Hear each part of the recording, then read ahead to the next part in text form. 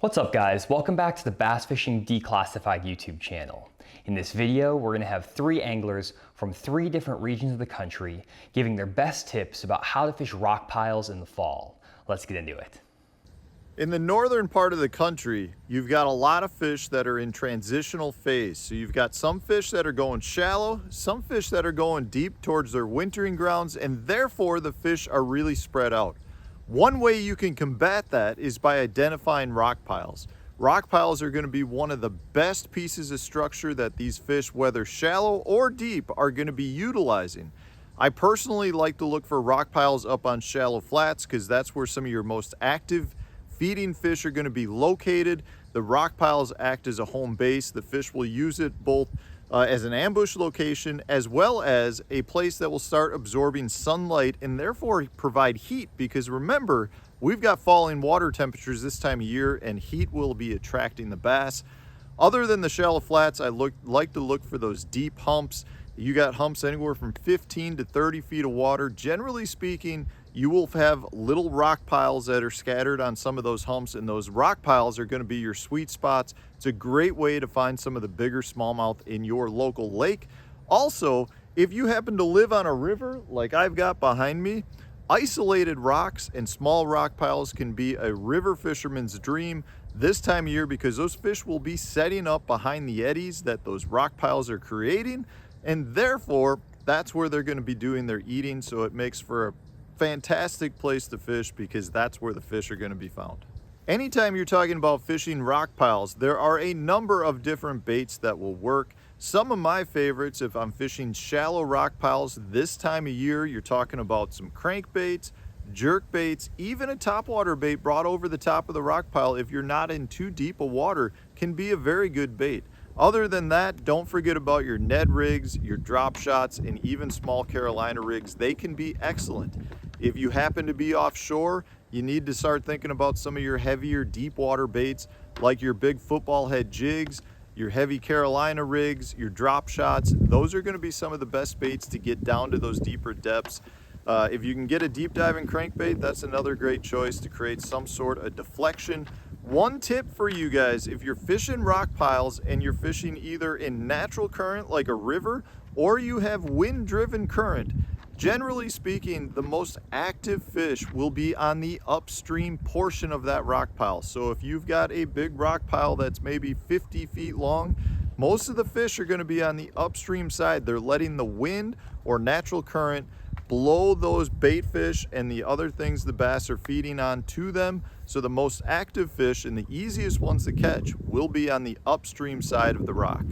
Next, let's move to the Ozarks region and talk about how I target rock piles on highland reservoirs that are deeper and clearer. In general, the average water visibility in the lakes in my region are between 3 and 7 feet.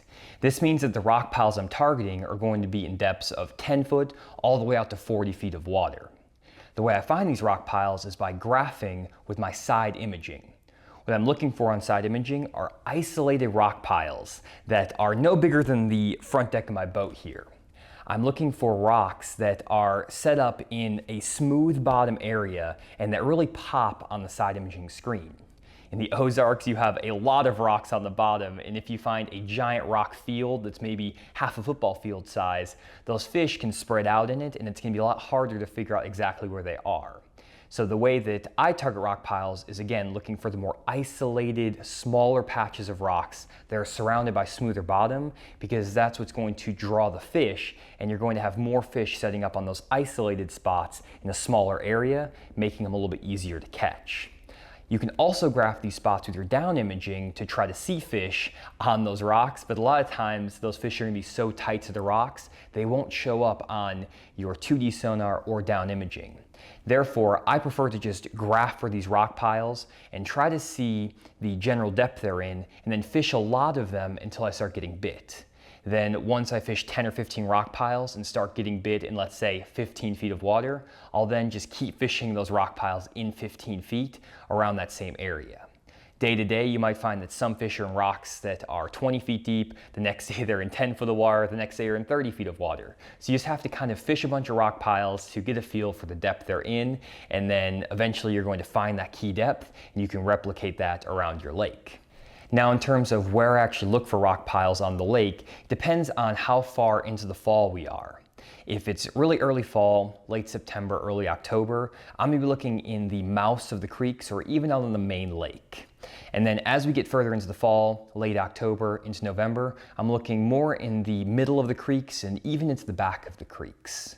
The type of structure I'm targeting really doesn't matter that much. Honestly, what I do is just get on my big engine with my side imaging and just graph all the way to the back of the creek. You can graph points, humps, ledges, pretty much everything.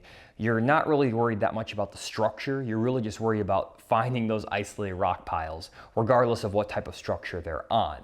This means that you're not necessarily going to be able to pattern like points or humps or something like that. Usually you're just going to have to pattern those rock piles, and it's going to take a little bit more time to find them because you can't rely on your contour map as much. It's usually just relying on that side imaging to find those isolated areas. Now, in terms of the baits I throw on these rock piles, I really have two different options. The first is a swing head. This is by far my favorite option for fishing rock piles in the fall, and I go with a pretty unique setup. I go with a 3/4 ounce swing head with a 3 or 4 aught hook in it. This is a Strike King swing head, but you can just get whatever swing heads you want. Honestly, this swing head doesn't even match the color of my bait, so may not be the best option, but I also have found some on eBay over the years. But basically a 3/4 ounce size with a 3 to 4 aught hook is what I go for. The reason I go with such a heavy swing head is because I want to get that bait down on the bottom, and I want to be able to feel those rocks really well. Again, I'm fishing this bait in 10 foot all the way out to 40 feet depending on the day, and I find that this 3/4 ounce size works just as well in 10 foot as it does in 40 feet in terms of the number of bites. It lets me keep bottom contact and cover a little bit of water, so it's a great option. I'll pair that with a Strike King Menace Grub in the green pumpkin color. This Menace Grub is one of the most versatile baits I've ever thrown on the swing head. Catches smallmouth bass, spotted bass, and largemouth of all size. And it is a very finessey approach for those bluebird sky days, but it also gets bit when you get some wind and some clouds. Other bait I throw on these rock piles is a hair jig. And this is kind of one of my secret little baits that I don't think a lot of guys throw, especially up into the fall. And if I see a lot of bait fish in the area around these rock piles, the hair jig is my #1 go-to option. In general, these rock pile fish are gonna be biting on two different types of forage. Either crawfish, which is what the Menace Grub imitates, or that hair jig, or the shad, sorry, which the hair jig imitates. So if you see a lot of shad in the area, pick up this hair jig. I have a full video over on the Fish the Moment channel explaining my entire setup, how to fish a hair jig, the retrieve, everything like that. I'll leave that video right here if you guys wanna check it out, so you don't have to listen to me talk about all the equipment. We can get to the next region of the country. Really quick, if you guys enjoy the content in this video and want more personalized instruction, head to our website, fishthemoment.com. Then go to the virtual lessons page. Here you can book one-on-one virtual lessons with each member of the Fish the Moment team. In these 1-hour lessons, the Fish the Moment team member will break down your lake using Google Earth and a contour line map and answer any questions you have. Whether you're preparing for an upcoming fishing tournament or a fun weekend on the lake, make sure you sign up for one of these one-on-one virtual lessons so you're fully prepared to catch as many fish as possible on the water. Check them out at fishthemoment.com. What's up, y'all? I'm going to share with how I target rock piles in reservoirs in central to southern Arkansas. Just so you know, I'm about to talk about how I target them at night for this time of year. It was my first time fishing at night this time of year, as in before, I fish at night in May, June, July, but I wanted to give September and October a shot. And what I learned is that cooler weather, and if you can even stand fishing at night during the cold, the bite is phenomenal. Now down here, it's not too cold at night. It might be anywhere from 50 to 70 degrees. These rock piles that I'm targeting are going to be in the mouths of your creeks in about 4 to 8 foot of water. How I find these is actually by looking at the lakes beforehand on Google Earth, and I will try to find a drawdown picture, place the GPS point, and then take that point, upload it on my Lowrance unit. Johnny made a video about this on Fish the Moment, and I'll put that description in below, because that's something that me and Johnny been doing the past couple years, and then he decided to make a video and share that with y'all, and it's really good information if you don't know how to do it. So on these rock piles, the bait of choice I'm going to throw is going to be a black spinnerbait. For me, fishing at night, the spinnerbait is really a big factor in the early months. But then after everybody throws it and the fish kind of get used to it, then you kind of go to the worm. And then when I learned last year about mid-September, this bite comes right back. And even in October, it's a pretty good bite.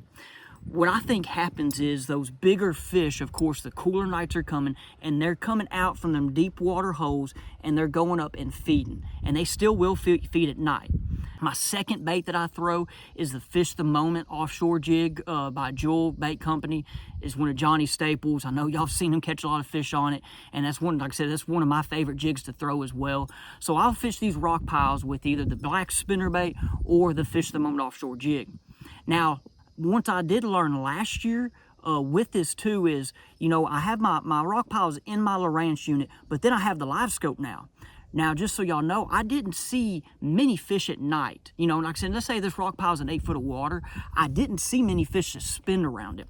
And what that means is, hey, that doesn't mean that there's not any fish around. They're in those rocks. So you got to throw this spinnerbait out, let it sink to the bottom. And like I said, you're only fishing, like I said, anywhere 8 feet's the deepest, right? And you're going to reel real slow and get it through them rocks and just reel. And then, man, they will hit this thing and take the rod out of your hand. So I just wanted to share that with y'all. Like I said, you know, night fishing's not as popular down here in, you know, September, October. A lot of guys are getting their deer hunting equipment ready. They're getting ready to go out there and do the other sport that's popular in the South. But for you guys that are like me, that are just straight fishermen, hey, go give this a shot and go catch you some fish. Thank you for watching Bass Fishing Declassified today. We will see you next time.